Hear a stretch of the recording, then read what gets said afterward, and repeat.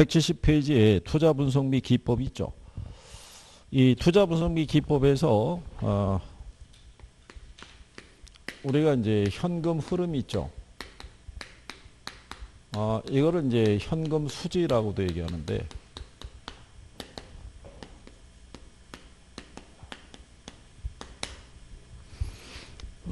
이게 이제 물어보실 때 뭐 이런 것도 있어요. 아니, 이게 그 현금 수익이라고 하는 게 맞지 않느냐? 왜 이거를 현금 흐름 또는 현금 수지라고 얘기하느냐? 이렇게 얘기하는데, 그거는 우리가 이제 영업 현금 흐름이 있죠. 그죠?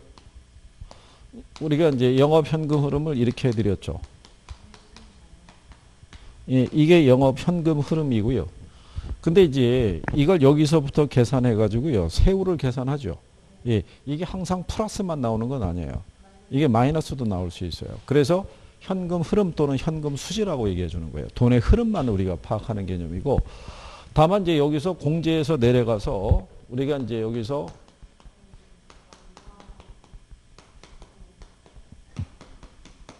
이렇게 했을 때 여기서 나오는 금액을 우리가 맞추기 위해서 항상 남는 개념이 있죠. 플러스의 개념으로 해드리는 거지. 만약에 우리가 투자 분석을 하다 보면 모든 부동산에 대한 수익성의 크기가 항상 플러스의 값만 나오는 건 아니거든요. 예, 그래서 현금 수지라고 하고 있다는 거. 요거는 이제 순수하고 이거는 기본적으로 정리하셔야 되겠고요. 매각 현금 흐름이 있죠. 여기에서도 우리가 이제 정리해 드릴 때는 이렇게 해드렸다고요.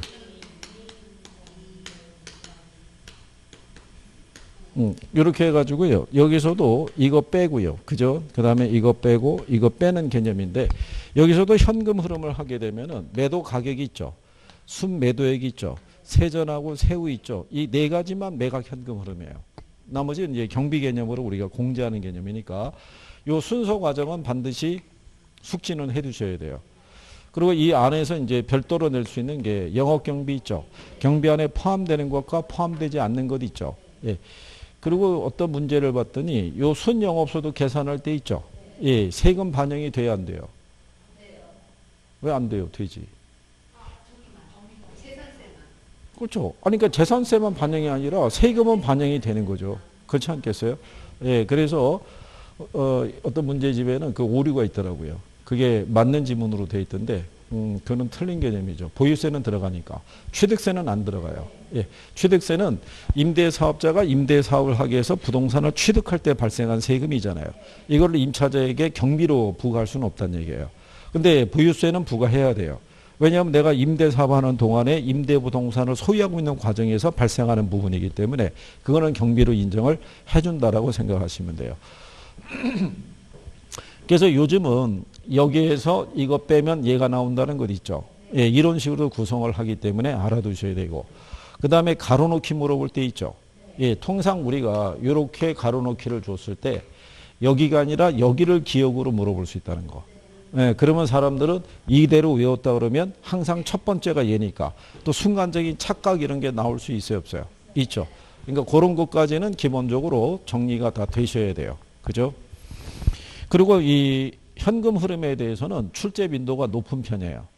그럼 얘를 왜 그 시험상에서 인용을 꼭 해주는 이유가 뭐냐면 얘가 파악이 돼야지만 투자 분석 기법을 쓸 수 있어요. 예, 얘가 파악이 안 되면 투자 분석 기법을 적용할 수가 없는 거예요. 그래서 할인연금 수지 분석법이 있죠. 걔는 보유기간 중에 발생하는 요 세후 있죠. 예, 이거 두 가지의 흐름을 파악해서 이걸 현재 가치로 할인해서 비교하는 거고, 그 할인연금 수지 분석법이라고 있죠. 그럼 얘는 보유기간이 통상 5년이에요. 그럼 만약에 보유기간 중에 매년의 세후가 만약에 이렇게 1000 이렇게 나왔죠. 그리고 5년에는 가령 예를 들어서 뭐 1억 가령 예서 뭐 3000 이렇게 나왔잖아요. 그 5년 후에 만약에 1억 3000이 나왔다는 얘기는 1억 3000 안에는 두 가지가 다 들어가 있는 거예요. 세후 현금 수지하고 세후 지분 복귀액이 있죠. 이거를 미래 발생하는 흐름이니까 이거를 무슨 가치로? 현재 가치로 할인해서 비교하는 방법이고, 여러분들이 아시는 이 어림셈법이 있죠. 어림셈법은 1년 차 것만 판단하는 거예요. 첫 해. 그러니까 첫 해 발생한 이 흐름만 갖고 판단하는 되고 그 다음에 어림셈법에서는 매각 개념이 안 들어가요. 운영에 대한 것만 반영이 돼요. 예, 그렇기 때문에 얘는 할인을 할 필요가 없는 거예요. 첫 해 나오는 현금 흐름을 승수하고 수익률로 표시해가지고 크기만 갖고 판단하는 방법이에요. 무슨 말인지 이해하시겠죠? 예, 그래서 그런 내용 정도를 알아두시면 되겠어요. 자, 거기 37번에 보시면요. 예, 운영수지 분석에 관한 설명으로 틀린 거. 자, 가능총소득, 유효총소득, 순영업소득, 세전, 세후 나오죠. 가유순, 전후죠. 예, 그게 오지선다로 이렇게 내는 거예요. 그래서 가능총소득은 단위 면적당 추정 임대료의 임대 면적을 곱해서 구한 소득이라고 해놨죠. 예. 그래서 여러분 시험에 가능총소득을 물어볼 때 이렇게 준 거예요. 자, 임대 면적이 1800. 예, 이 중에 80%만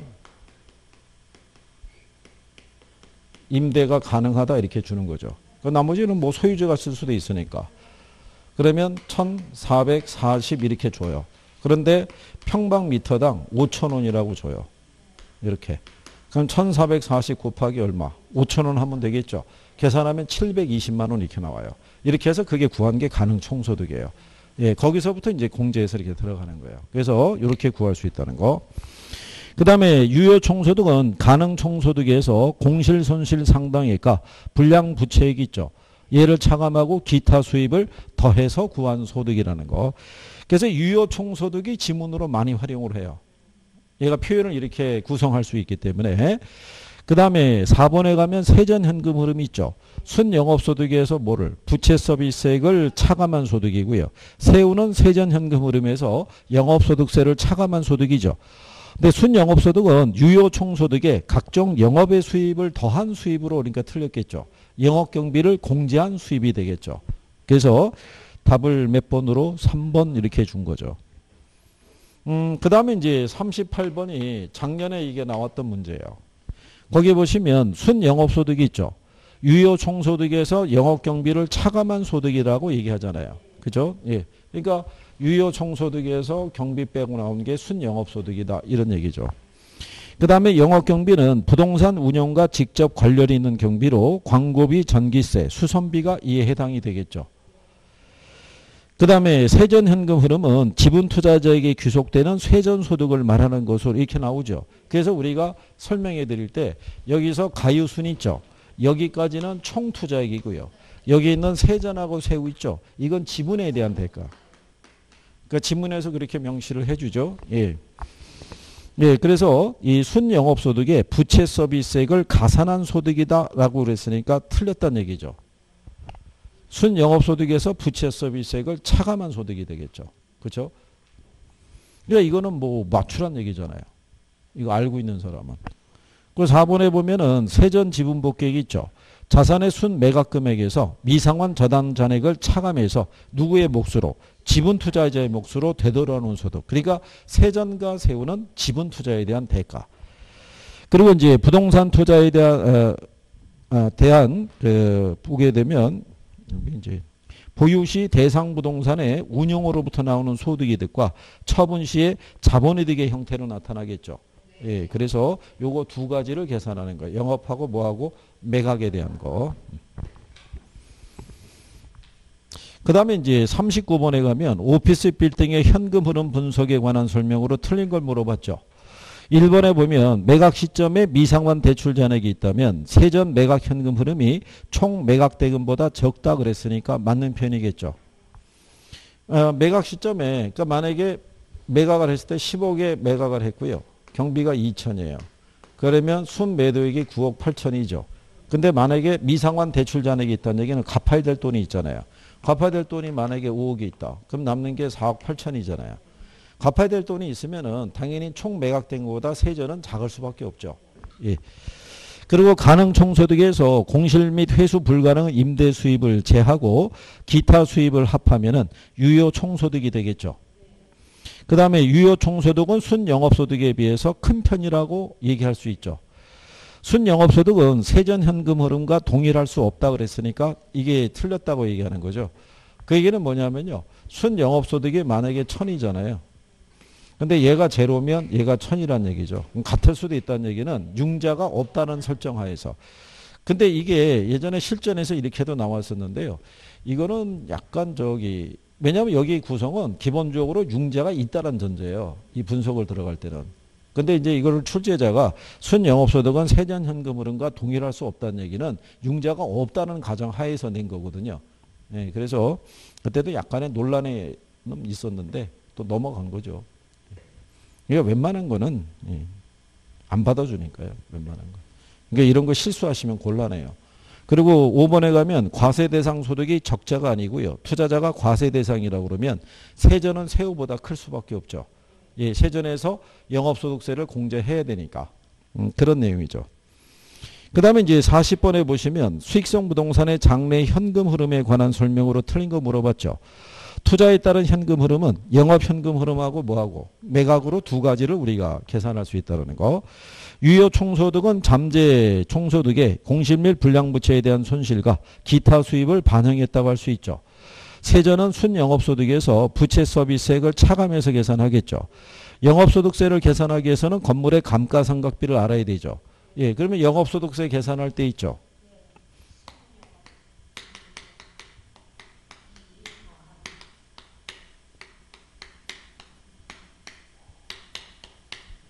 예, 이거 두 가지를 다 기억해 두시는 게 필요할 거라는 거는요. 지금까지 계산을 했을 때는 다 이 기준으로 줬어요. 근데 만약에 지문으로 나올 때는 예를 줄 수도 있다고요. 계산하는 게 아닐 때. 그럼 여러분들이 항상 익숙해져 있는 게 순영업소득에서 이자하고 감가상각비를 공제해서 과세 소득을 구하고 세율을 곱하면 나오잖아요. 그거를 영업소득세를 계산하기 위해서는 세전 현금 흐름에 원금 상환분을 더하고 이렇게 나가면은 또 착각이 될 거 아니에요. 그러니까 요 표현까지는 알아두셔야 되는 거예요. 우리가 지난번에 계산을 통해서 확인해 드렸지만 순영업소득을 기준으로 계산하나 세전을 기준으로 하나 똑같아요. 그죠? 예. 그래서 그 내용을 알아두시면 되겠고요. 그래서 5번에 보면 영업경비에는 임대소득에 대한 소득세가 포함이 돼야 된다는 게 틀린 거죠. 그래서 경비 안에 포함되면 안 되는 것도 있죠. 우리가 지난번에 그렇게 해드렸었죠.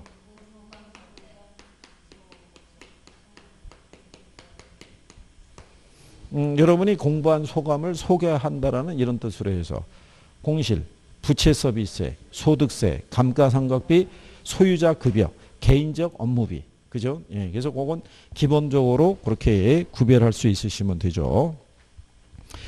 예, 그 다음에 오피스 빌딩의 순영업소득을 추정할 때 필요한 항목이 아닌 것도 있죠. 그죠? 예, 그러면 여러분들이 보시면은 답은 5번의 이자 비용이 되죠. 그죠? 예.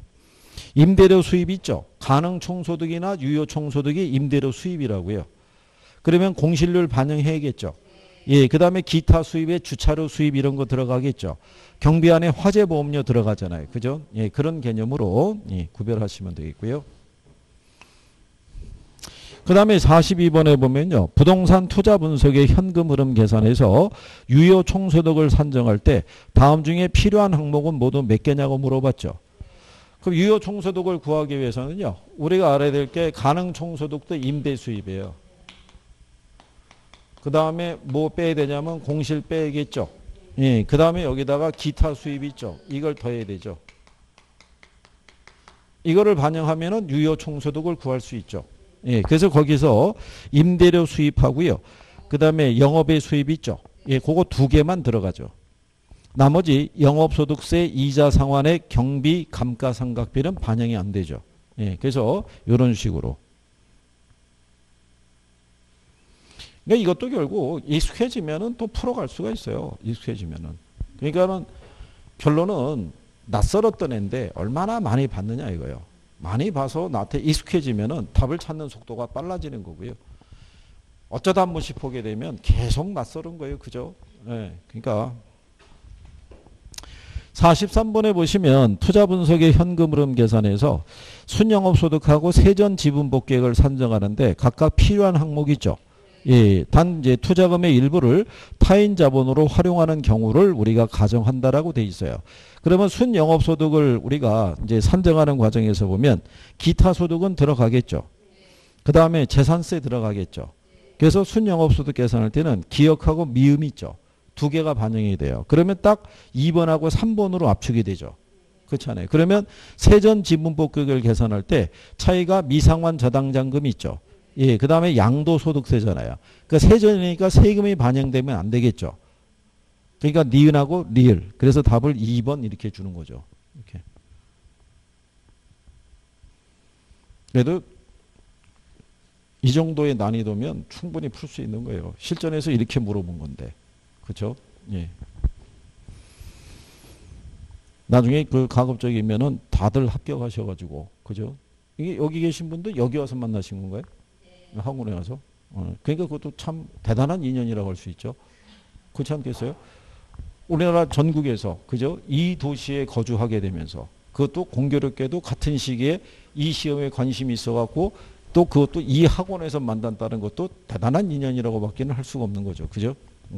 근데 이게 계속 유지가 될 때는 되면 다 같이 되든가. 뭐 이런 게 있어야 돼요. 그죠? 예? 예, 그러니까 서로 부족한 거 이런 거 보완을 많이 하셔야 돼요. 예? 부족한 거. 그래서 자, 그 다음에 44번에 보면 부동산의 수익과 수익률에 관한 설명으로 옳은 것을 물어봤잖아요. 그죠? 예, 거기 보면 요구 수익률은 해당 부동산에 투자해서 획득할 수 있는 최대한의 수익률이라고 그랬죠. 요구 수익률이라는 건요. 투자자가 투자하기 위해서 충족되어야 할 최소한의 수익률을 얘기를 해요. 최소한의. 그 다음에 총투자 수익률은요. 세전을 지분 수익률로 나누어서 계산한다고 그러죠. 예, 그러면 총투자 수익률이 아니죠. 예, 거기 보면 세전을 지분 투자액으로 나눠서 계산하는 것도 있죠. 그건 무슨 수익률이에요? 네, 그런 세전 수익률 또는 이 지분 배당률 이렇게 얘기하는 경우죠. 예. 그래서 총투자 수익률을 이렇게 보시면 되죠. 총투자 수익률이 있잖아요. 얘 또 다른 표현을 종합자본 환원율 또는 뭐 자본 환원율 이렇게 되게 돼요. 얘는 이건 순영업소득의 크기라고 하죠. 그죠? 그 다음에 이제 우리가 지분 배당률이라고 얘기를 하고요. 얘 또 다른 표현을 우리가 세전 수익률이라고 그래요.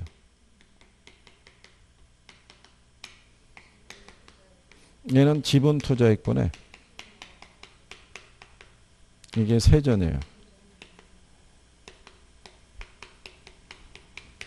이렇게 구하죠. 이렇게. 여기 있는 지분 배당률이 결국 자기 자본 수익률 구하는 거랑 똑같아요. 그죠?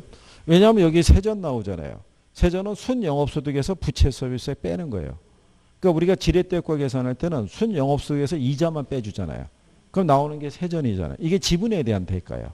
여기서부터가. 그래서 이걸 가지고 지분 배당률을 우리가 구할 수 있죠. 그 다음에 기대 수익률이 요구 수익보다 작을 때 투자안이 채택이 된다니까 틀린 거죠. 예. 그 다음에 순영업소득의 산정 과정에서 해당 부동산에 재산세는 차감하나 영업소득세는 차감하지 않는다라고 얘기하죠. 그러면 맞아요, 틀려요? 예. 그래서 이게 맞는 편이고요. 회수 불가능한 임대료 수입이 있죠. 영업경비에 포함해서 순영업소득을 산정한다 그랬을 때 그거는 이미 유효총소득을 구할 때 반영한 거죠. 예, 그래서 답은 4번 예, 이렇게 보시면 되겠고요. 그 다음에 이제 계산하는 게 이제 들어가 있어요. 그죠? 자, 아까 우리가 한번 이제 계산할 때 활용한 건데요.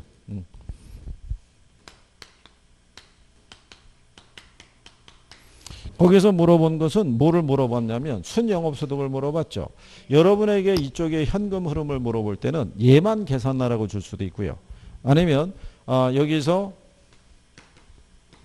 얘만 계산하라고 출제한 경우도 있고요. 여기까지 계산하라고 준 적도 있어요. 그러니까 다 활용한 거예요. 근데 항상 기준은 얘예요.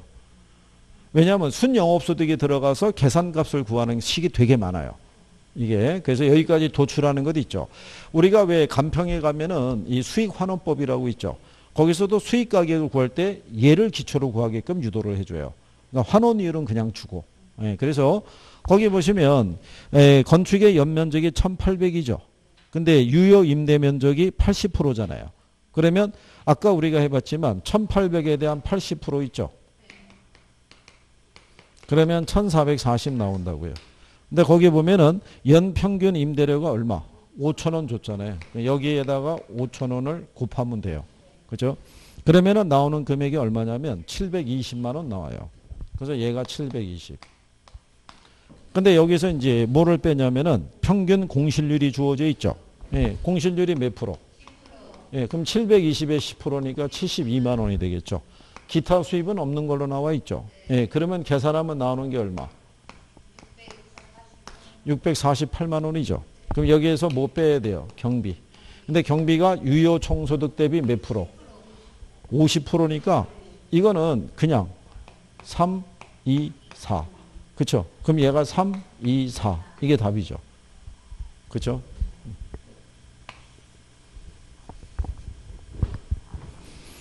그런데 이제 46번에 보시면 어느 회사에 1년 동안의 운영 수지다. 세후 현금 수지는 이렇게 물어봤잖아요. 그러니까 얘는 또 계산에 대한 부분을 어떻게 해야 돼요? 다 또 해봐야 되죠. 그러면 이제 제일 먼저 나오는 게 가능 총소득 주어져 있죠. 얼마? 자, 거기에 따른 이제 공실이 있죠. 예, 공실이 얼마? 5%. 그러면 4,800에 5%면은 240만 원이죠. 예, 그러면은 기타 수입이라는 거는 안 들어가 있죠. 예, 없으면은 요거 빼면 나오는 게 얼마? 4,560이 나오죠. 근데 영업 경비가 주어져 있죠. 예, 경비는 얼마? 240만 원. 그러면은 순영업소득이 얼마? 4,320만 원 나오겠죠. 여기서 이제 부채 서비스액을 빼야겠죠. 예. 그럼 거기 보시게 되면 그 원금 상환이 200이고요. 이자 비용이 800이죠. 두 개를 합하면 얼마? 1,000만 원이죠. 그러면 3,320이 나오겠죠. 그럼 여기서 이제 뭐 빼야 돼요? 영업소득세를 공제를 해야 되죠. 그러면 이제 영업소득세를 공제할 때 여기 기준은 이제 순영업소득 기준한 거예요. 그래서 순영업소득이 얼마냐면 4,320이잖아요. 근데 이자를 얼마 줬어요? 그 다음에 감가상각비 주어지죠. 감가상각비는 얼마? 200. 그러니까 출제자가 이거를 맞춰주는 거예요. 그러면 4,320에서 1,000만 원 빼는 거잖아요. 그러면 얘가 3,320이 나오죠. 세율이 몇 프로? 그럼 3,300에 0.2 했고 20%를 우리가 공제하게 되면요. 그러면 영업소득세가 664만 원 나오죠. 그러면 남는 게 얼마? 2,656만 원. 이게 답이겠죠. 이게. 그러니까 여기까지 다 들어와야 되는 거죠. 그렇죠? 뭐가 많이 걸리겠어요? 시간. 그게요. 그러니까 문제가 주어졌을 때 뭐를 물어보는지를 캐치해야 돼요. 순영업소득을 구하라는 건지 세후를 구하라는 건지. 순영업소득을 구하라면은 이건 해볼 만한 거예요. 1분 안에 도출할 수 있으니까. 근데 세후까지 내려오면은 어쨌든 간에 이 배열을 따라서 내려와야 되잖아요.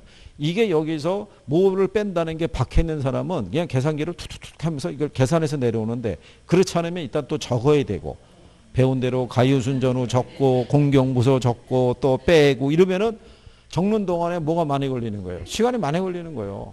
그죠? 그 차이예요. 그러니 뭐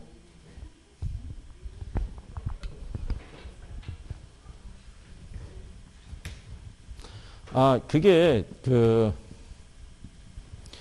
저희들이 들어가서 이렇게 문제를 풀 때도 보면은 이제 암산으로 투둑 해갖고 1분도 안 걸리고 뭐 몇 초 만에 푸는 문제가 있고 유형을 또 복잡하게 해주면은 다 풀 때 한 1분은 꽉 채워서 풀어야 되는 문제도 있고 그럴 수 있어요. 근데 수험생들이 푸시게 되면은 그게 시간이 단 몇십 초 안에 푼다는 보장이 없다고요. 일단은 식을 떠올려야 되고 뭐를 대입해야 되는지를 생각을 해야 되고 그런 사이에 시간은 흘러가거든요. 그래서 계산을 가는 과정에서 집착하지 말라는 이유가 그거예요. 그런데도 시험장에 막상 들어가시면은 집착을 해요. 참 희한하죠.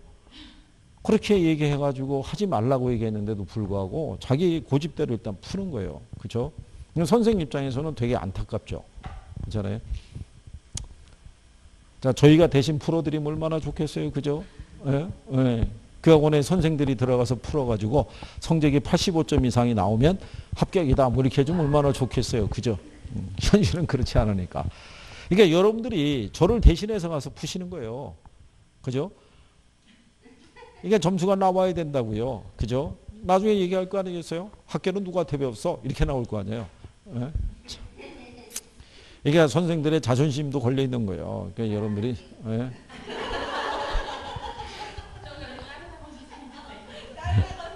아니 말을 안 한다고 그게 되나요? 이미 다 올라가 있는데 그죠? 예. 누가 강의했었지? 거기 그러면 다 한다고요. 그게. 아 독학했다고요? 그래. 요것도 기본으로 구별해야 돼요. 할인 기법 있죠? 이거 기억하시죠?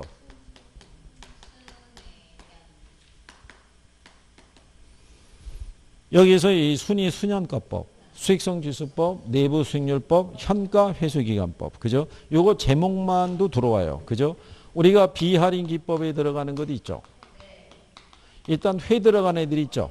예, 그러니까 회계적 이익률법, 회수기간법 있죠. 예, 근데 여기 이 어림셈법 있죠. 어림셈법에 가면은 승수법이 있잖아요. 그리고 수익률법이라고 있잖아요. 여기 들어간 애들이 다 비할인 기법이에요. 그러니까 승수라고 표현이 되면은 화폐 시간 가치를 반영했다 안 했다? 안 했다. 그리고 여름에는 제가 이 회를 조심하라고 그랬었죠. 예, 그래서 회 들어간 애들은 해당이 안 된다는 비할인 기법. 그래서 47번에 가면 화폐 시간 가치를 고려하지 않은 방법이 있죠. 그래서 1번에 회계적 수익률법 이렇게 나와 있는 거예요. 그리고 뒤로 넘어가시면 48번 있죠. 다음 부동산 투자 타당성 분석 방법 중에서 할인 기법이 아닌 걸 물어봤죠. 회 들어간 애들 고르시면 돼요. 회수기간법하고 회계적 수익률법 있죠. 걔네 둘이 해당이 안 되는 거예요. 그래서 그 내용은 기본적으로요. 49번도 보시면 수익성 지수법이나 수년제 가치법은 화폐 시간 가치를 고려한 투자 결정 기법이라 쓰니까 맞는 편이죠. 그 다음에 이번에 단순 회수기간법이나 회계적 이익률법은 화폐 시간 가치를 고려하지 않는 투자결정 기법이다. 이런 얘기죠. 그 다음에 우리가 투자 분석 기법에 들어가게 되면요. 순양가법 아시죠? 순양가법에서는 순양가는 0보다 크거나 같으면 수익성 지수는 1보다 크거나 같으면 내부 수익률법에서는 투자자의 요구 수익률과 비교하죠. 얘보다 크거나 같으면 투자할 수 있는 거예요. 그죠? 예. 그래서 내부 수익률이 요구 수익보다 작을 때 그 투자를 기각하겠죠. 그죠? 자, 그럴 때 우리가 순양가법이 있고 내부 수익률법이 있죠. 둘 중에 어느 게 더 우월하다고 그랬어요. 예, 순양가법이. 그래서 5번에 보면 일반적으로 내부 수익률법보다 수년제 가치법이 투자 준거로 선호된다고 그러죠. 예. 그래서 4번에 보면 어림셈법 중에서 순소득 승수법의 경우 있죠. 이때 승수 있죠. 예, 승수가 어떤 의미라고 그랬어요? 이게 회수기간이에요. 회수기간은 긴 게 좋다, 짧은 게 좋다. 짧은 게. 그래서 승수는 작을수록 좋다고 그랬죠. 예, 그러니까 승수값이 작을수록 회수기간이 짧아지는 거죠. 승수값이 커지면 회수기간이 길어지는 거잖아요. 그래서 이거는 승수의 의미를 알고 있느냐를 물어본 거죠. 기초적인 개념을.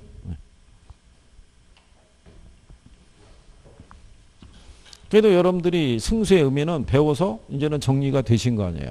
승수는 큰 게 좋다, 작은 게 좋다. 작은 게 좋다라는 거.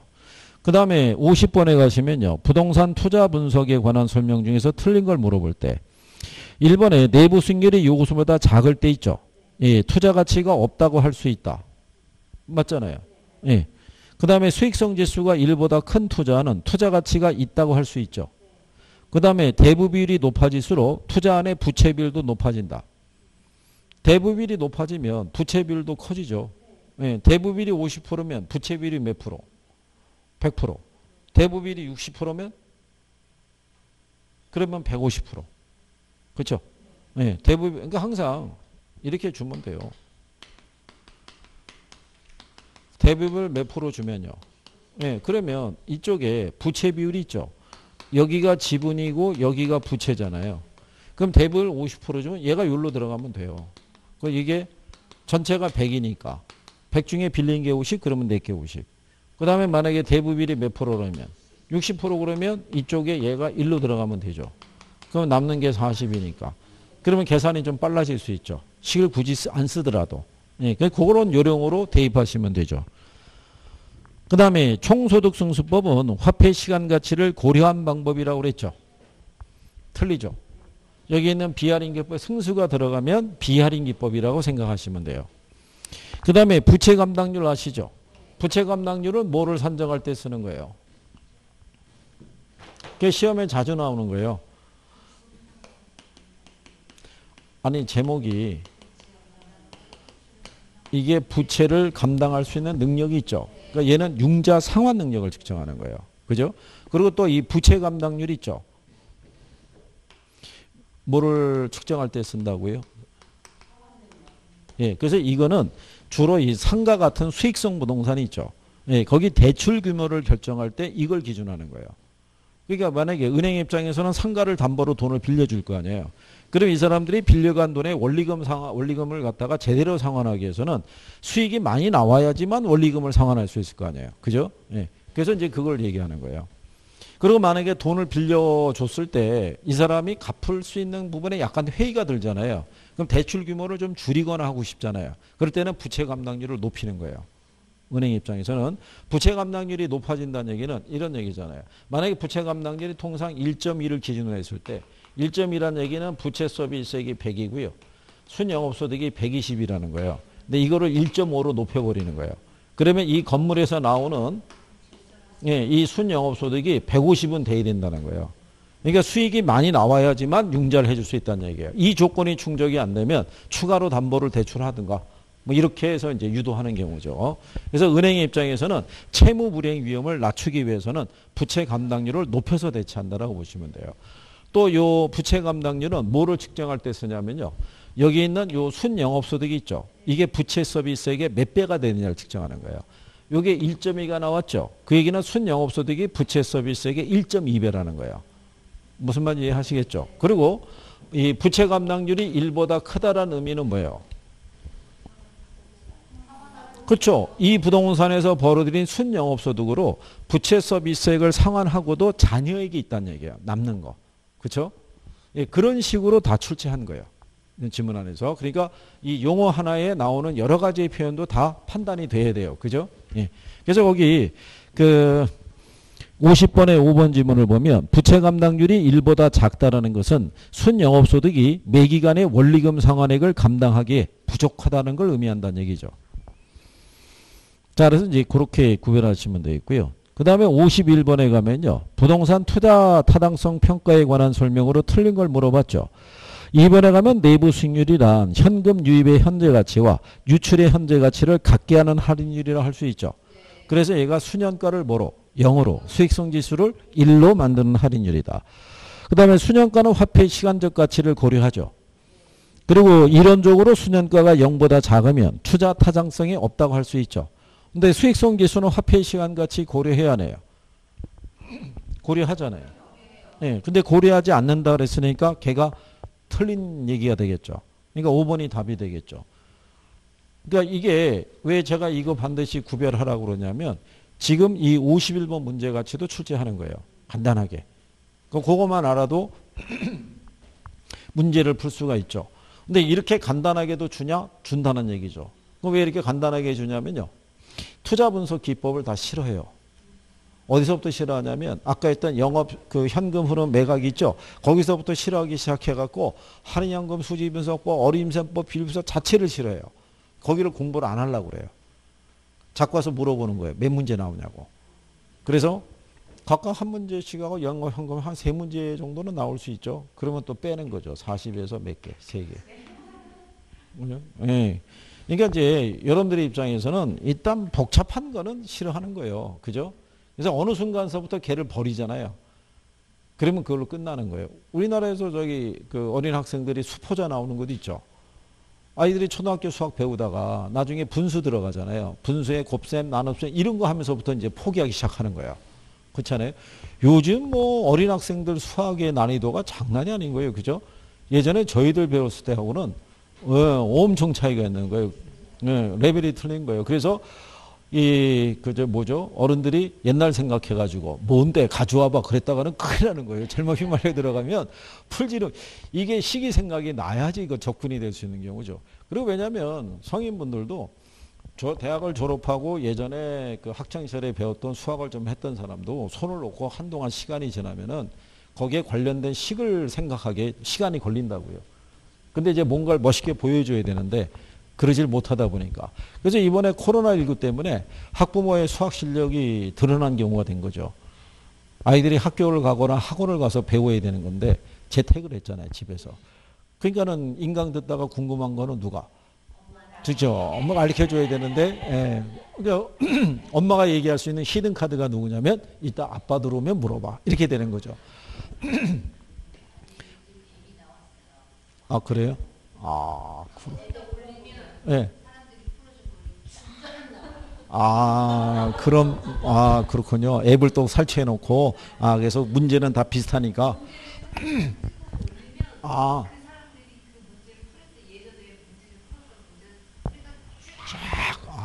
그걸로 이렇게 푸는 거라고. 근데 애들끼리 얘기하겠죠. 우리 엄마 항상 풀이해 줄 때 전화기를 보고 풀어준다고 얘기하겠죠. 그죠?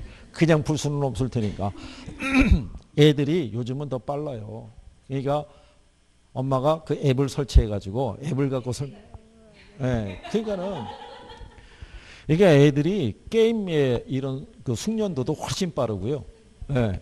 어제다 저희가 작업하다가 이렇게 작업하기 위해서 무슨 PC방 같은 데 들어가면은 어린 학생들 게임하잖아요. 손이 진짜 안 보이는 거죠.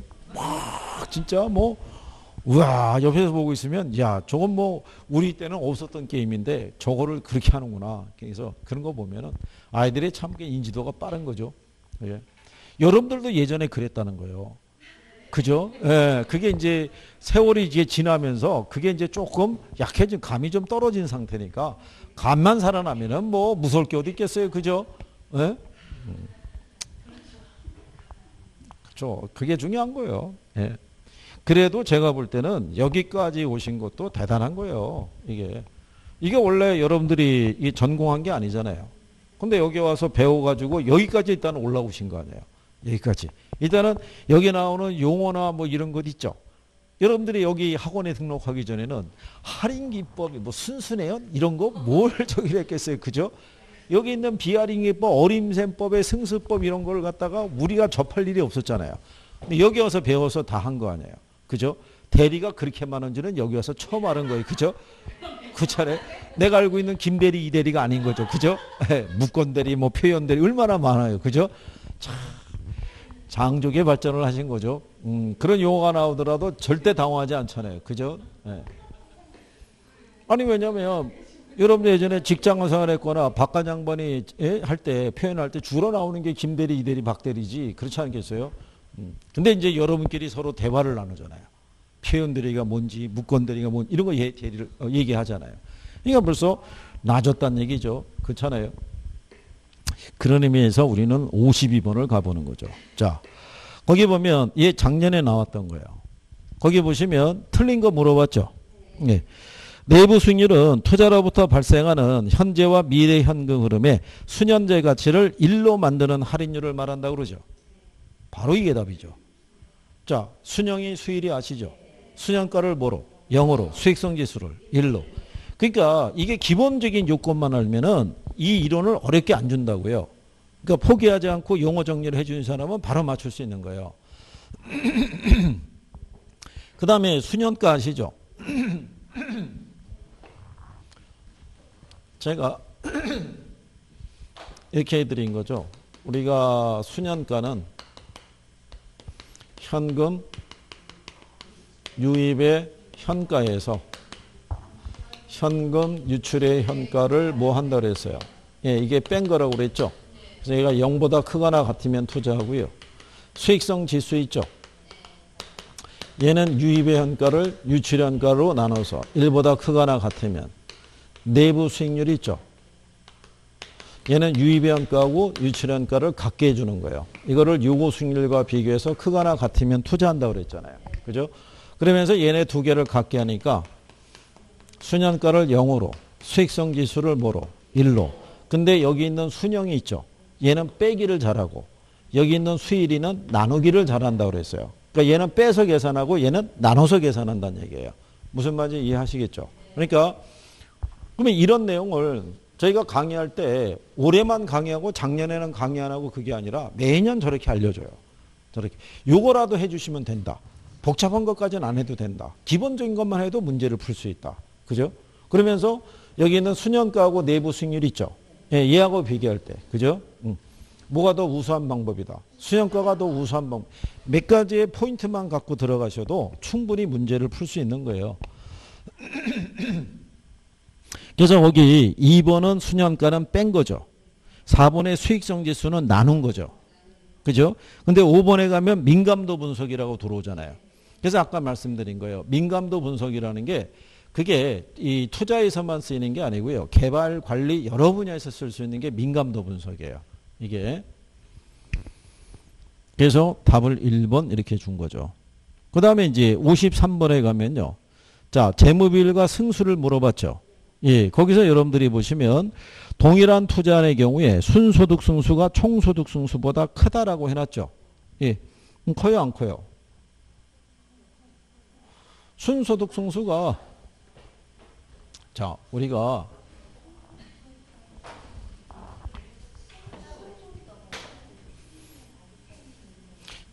자, 여기 보시면 우리 지난번에 이렇게 했던 거죠. 유효 총소득이 있죠.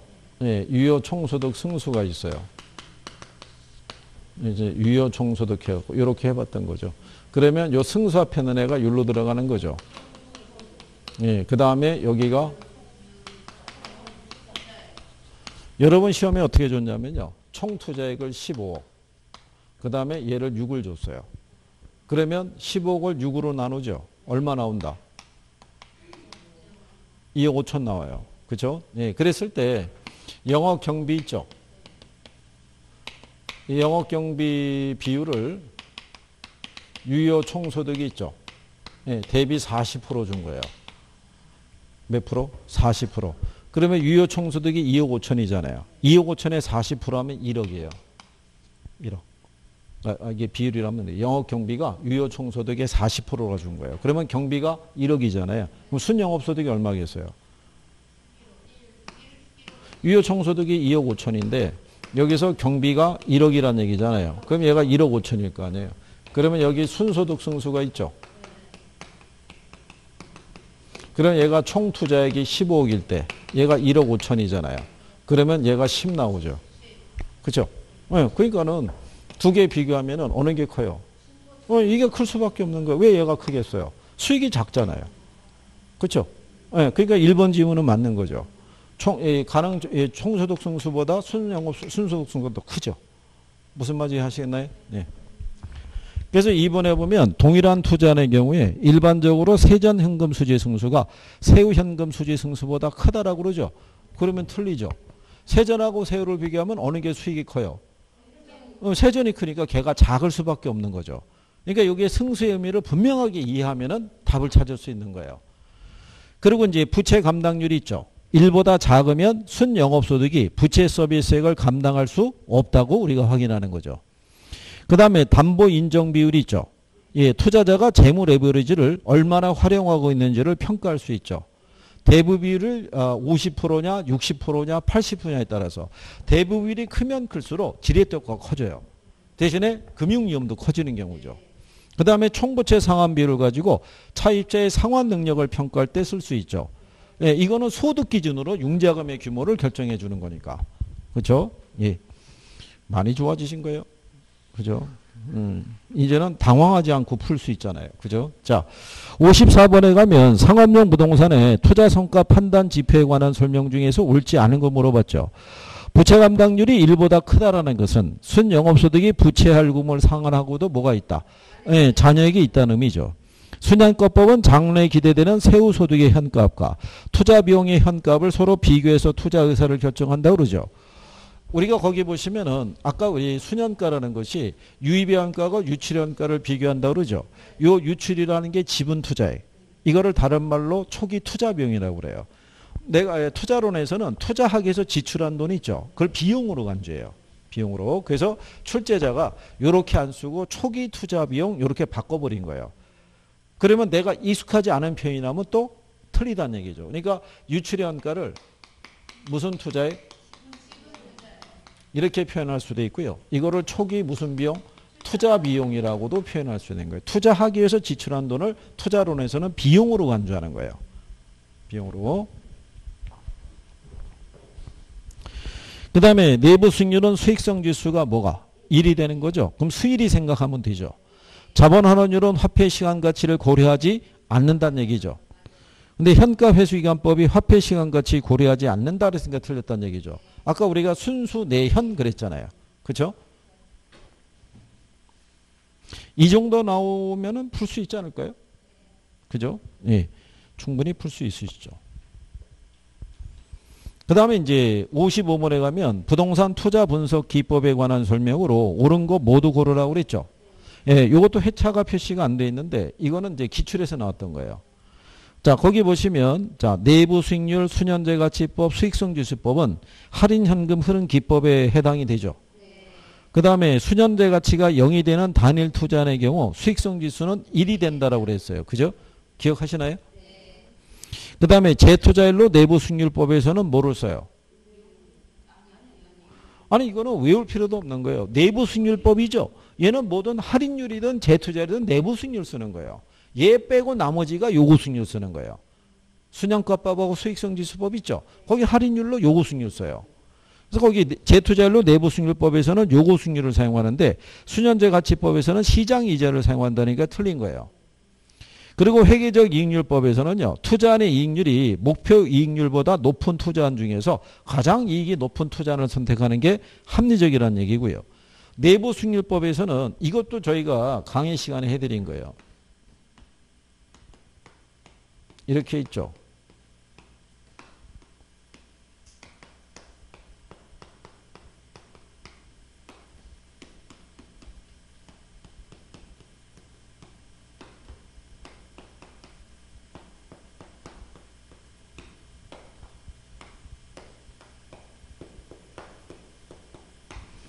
이렇게 해가지고 어떨 때 투자하느냐 이렇게 물어봤던 적 있던 거 기억하시나요?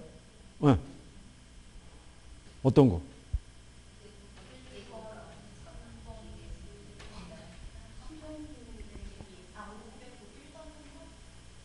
몇 번? 아 이거 다 안 되잖아 이거. 다 아니잖아요. 왜 아니냐면 요 내부 수익률 있죠? 예, 내부 수익률하고 기대 수익률하고 같은 걸로 취급해요. 엄밀히 말하면 아닌데 중개사 시험에서는 같다고 보는 거예요. 근데 우리가 기대 수익률하고 요구 수익률 있죠? 얘네는 사전적이라고요. 투자를 결정하기 전에 요거 둘을 비교하는 거고 실현 수익률은 투자의 결과로 나오는 거예요. 투자를 결정하는 시점에서 결과는 알 수가 없어요. 그러니까 얘하고 비교하지는 않는다고요. 얘하고 얘를 비교하는 거지. 그러니까 거기서 내부 수익률하고 뭐를 실현 수익률을 비교한다는 건 당연히 틀린 거예요. 실현 수익률이 들어와서 걔하고 비교해서 우리가 선택한다면 틀리는 거예요. 무슨 말인지 이해하시겠어요?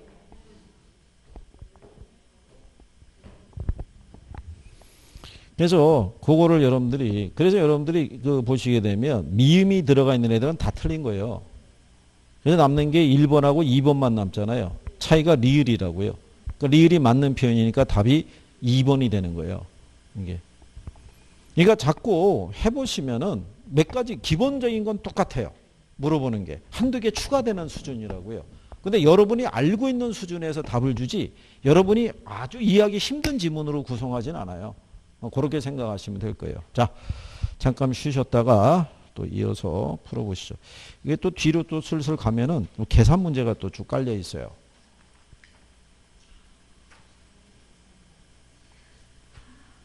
계산이 났다고요? 안 그래요. 계산을 하시다 보면은 나중에 계산에 잘못 휘말려 들어가면은 시간은 시간대로 뺏기고 값은 값대로 안 나오고 막 그래요. 요령을 알면 쉬워도 그렇죠?